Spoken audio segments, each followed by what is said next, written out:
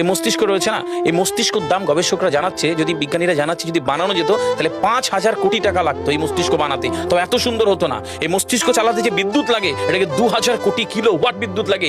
একটা মস্তিষ্ক পুরো বাংলাদেশ চলে যাবে, আর কিছু বিদ্যুৎ বাইরের দেশে বিক্রি করে এই দেশ টাকা রোজগার করতে পারে। এই আপনি চিন্তা করেন যে শিরোপশিরাগুলো, একটা তারের হেডফোনকে পকেটে দেবেন আর বের করবেন, দেখবেন ছাড়াতে হচ্ছে, তাই না? জুড়িয়ে জানা এই পুরো শরীরের মধ্যে এরকম জড়ানো পেছনে যত শিরা আছে না, এই শিরাগুলোকে বলা হয় খুলে খুলে রাখা হলে 11 একর জমি লাগতো, 11 একর জমি লাগতো। কেন ইমাজিন আমাদের মধ্যে কি রয়েছে, পুরো শরীরে 650টা মাংসপেশি রয়েছে, যা ইনস্ট্রাকশন দেবেন তাই করবে।